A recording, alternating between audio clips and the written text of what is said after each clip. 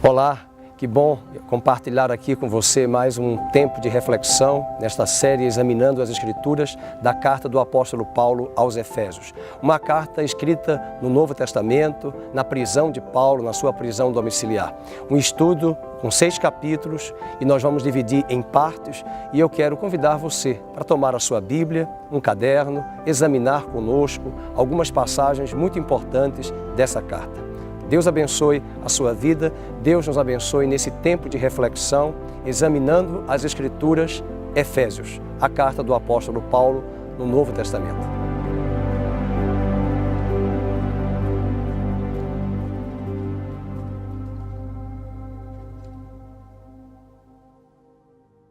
Paulo, apóstolo de Cristo Jesus, pela vontade de Deus, aos santos e fiéis em Cristo, que vivem em Éfeso. Estas são as palavras introdutórias, capítulo 1, verso 1, da carta do apóstolo Paulo aos Efésios, escrevendo essa carta da prisão domiciliar da cidade de Roma. Esta prisão, como havíamos dito no estudo anterior, foi uma prisão marcada ali por uma residência, uma casa que ele havia alugado por um espaço de 2 anos. E naquele lugar, Paulo pôde receber fiéis, crentes em Jesus, que residiam em Roma e oriundos de várias partes do império que iam a Roma para ouvir. Pôde escrever algumas cartas chamadas as epístolas da prisão. E dentre estas epístolas, uma das mais importantes, a carta do apóstolo Paulo aos Efésios. Como havíamos compartilhado também, ele cita por 3 vezes a expressão prisioneiro do Senhor. Estava como embaixador de Cristo em cadeias, embora ele afirme em outra epístola que o Evangelho não está preso, mas ele estava preso, porém o Evangelho não.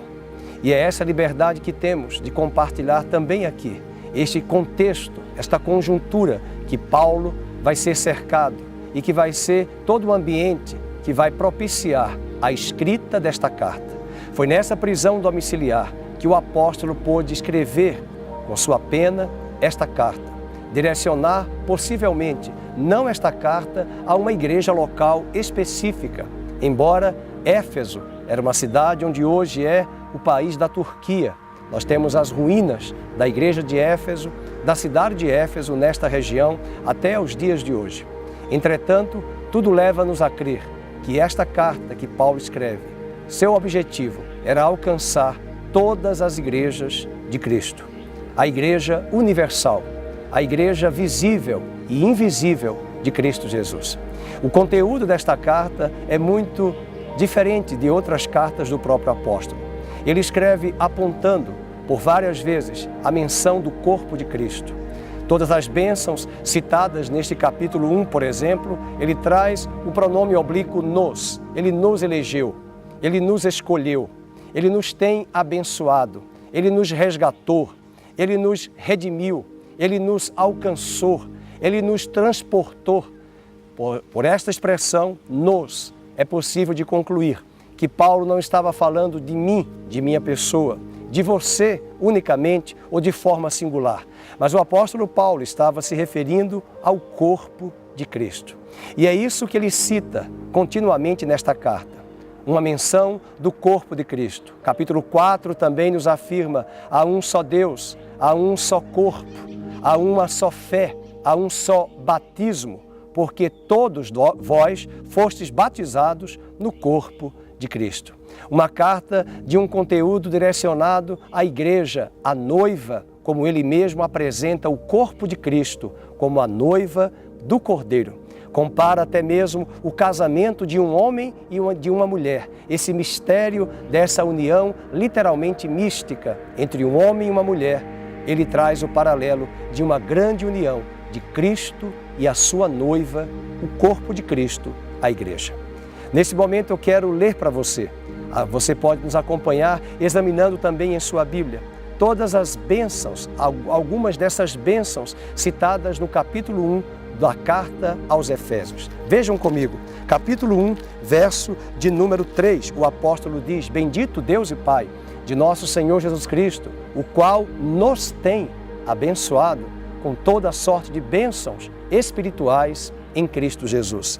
Verso 4, ele também afirma, assim como nos escolheu nele, nós fomos escolhidos, nós fomos eleitos no coração de Deus antes da fundação do mundo.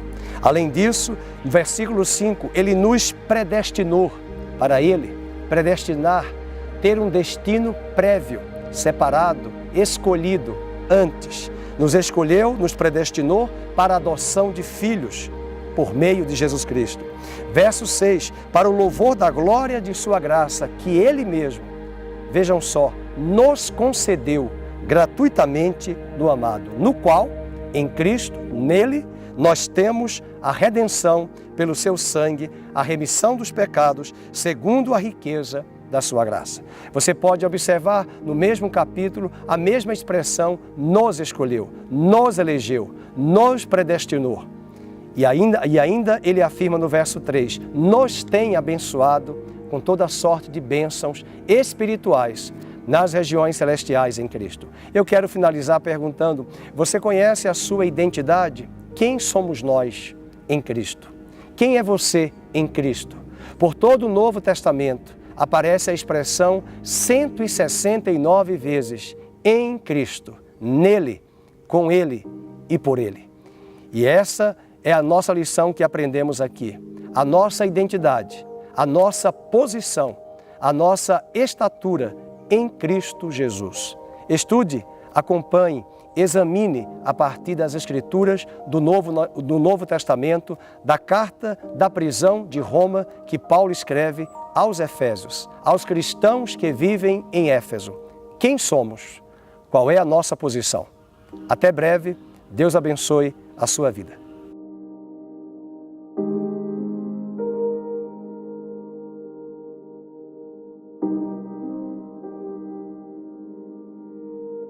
Olá, eu sou o pastor Fernando Henrique da Comunidade Cristã Nova Vida. Muito obrigado por compartilhar conosco mais uma mensagem e eu quero convidar você a acessar o nosso site ccnvida.com.br, bem como as nossas redes sociais. Deus abençoe, muito obrigado.